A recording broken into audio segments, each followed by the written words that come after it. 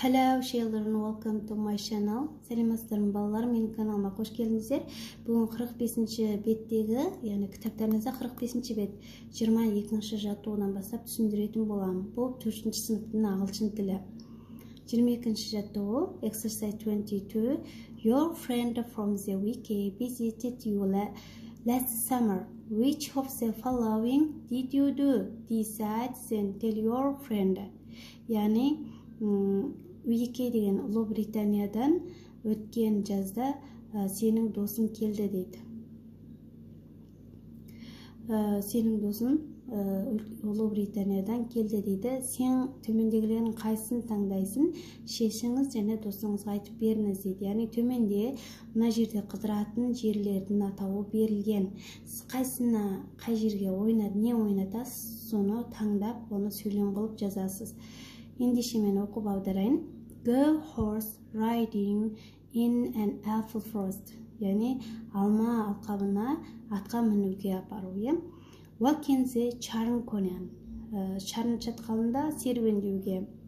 Play mini golf at the Қаншатыр entertainment center. Яғни Қаншатыр ойын-сауық орталығында шағын голф ойнауға. Try бешбармақ and hummus. Бешбармақ және қымыз ішуге, дәмін таттыруға. Go skating at the Meadow skating rink. Meadow мұз айдынында жаңағы коньки ойнауға бару. Go rafting on the Lee River. Lee өзенінде рафтинг ойнауға бару. Мына жерде былай жазған.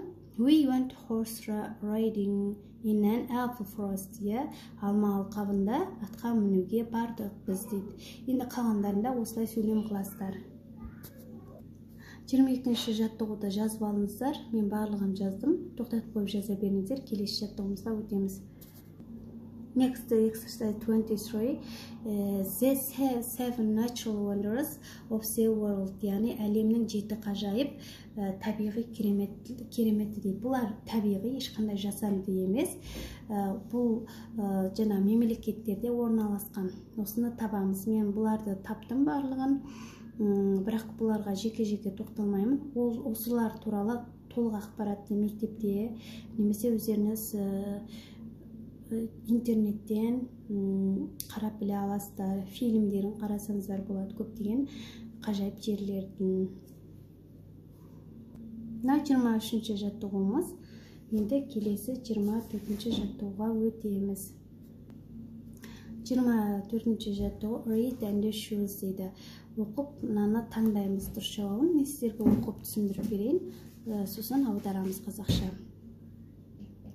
The Great Barrier Reef in Australia is one of the world's natural wonders. It is 2,300 kilometers long, and you can see it from space. The reef is home to many kinds of fish and coral.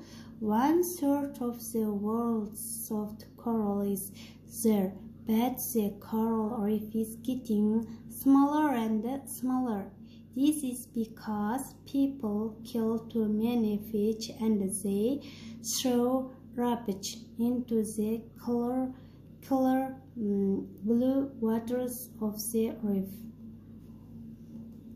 Let's hope we can look after this amazing wonder so people can still see it hundreds of years from now. Яғни бұл жерде қазір оқи аударам, сонда барлығы түсінікті болады.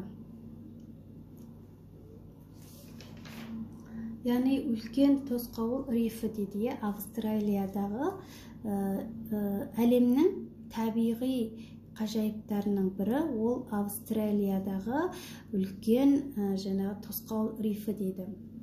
Оның ұзындығы 2300 километр дейді. Ойлаңыз, 2300 километр дейді.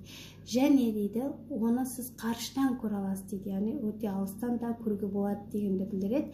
Қарыштан, спейс деген қарыштан көре аласыз дейді. Және де риф мекенінде көптеген неде балықтар және маржандар бар дейді. Коралл деген маржан, яғни балықтың тағы бір түрі. Өте бір әдемі түрі. Маржандар бар. Ол дейді әлемнің дейді, яғни 3-тен 1-ін жаңағы маржандар, осы маржандар әлемнің 3-тен 1 бөлігі осында дейді. Әлемдегі маржандардың 3-тен 1 бөлігі осы жерде дейді. Осы австралиялық неде рифте екен. Бірақ дейді маржандар өте азайып бара жатыр дейді. Оның себебі this is because адамдар балықтарды көптеп өлтіреді дейді. Яғни өлтіреді және де өлтіреді деген балықтарды аулайды ғой, соны айтады. Және де straw branches дегеніміз қоқыстарды лақтырады дейді жаңағы суға.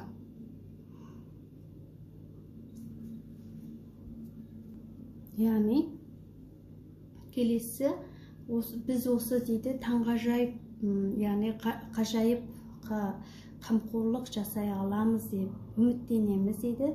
Сонда адамдар, яғни оны жүздеген жылдарға дейін көре алатын болады дейді. Ендеше жаттығуымызды орындайық. Бірінші, how long is it Great Barrier Reef? 2300 километр, 2300 болады. Екінші, what can you see there? Одан сен не көресің? Одан балықтар мен және маржандар, Why is it a natural wonder? Яғни неге ол табиғи ғажайып? Яғни ол неге табиғи ғажайып деп аталады? Себебі ол жаңа айттық қой, жаңағы әлемдегі осы 3-тен 1 бөлігі, маржандардың 3-тен 1 бөлігі осы жерде болған үшін, Және де төртіншісі, why is it getting smaller and smaller? Олар неге, не себептен азайып бара жатыр дейді. Себебі оларда жаңағы адамдар қоқыс лақтырады, осыны таңдаймыз, бей болады. 24-ші жаттығуды жазып алыңыздар жауаптары. 25-ші жаттығуда айтады, жаңағы natural wonder дейді ғой, табиғи ғажайыптарды.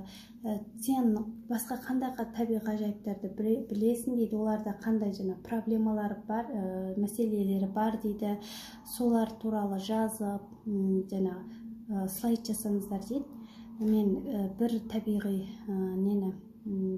табиғи ғажайып дегеніміз ешқандай қолдан жасамаған, табиғи өзінің бір кереметтілігімен, ғажайыбымен көзге түскен орын, соны сіз өзіңіз таңдап, мүмкін әлі шет мемлекеттерден алсаңыз болады, немесе Қазақстанда да табиғи өте ғажайып жерлер көп, солардың біреуін алып слайд жасауыңызға болады. 25-ші жаттығу солай орындау керек деп тұр. Мен 25-ші жаттығуда Қазақстанда Шайтан көл деген бар екен. Соны неттім, алдым. Мұнда сіздерге мысал ретінде ғана көрсетіп отырмын, бірақ сіздер менікін емес, басқа өздеріңіз қарап, тауып, басқа тақырыпта жазсаңыздар болады. 26-ші жаттығу бізде жаңағы 2 тақырып берілген. Lake Қайынды деген Қайынды көлі. Екіншісі Giant Causeway дейді, яғни Giant дегеніміз алып деген сөз, Causeway өткел деген мағына келеді, алып өткел. Бұлар дегенді өздеріңіз оқып түсініп алыңыздар. Мен тек жаттығуын орындап кетемін. Және де 27-ші жаттығуын орындаймын.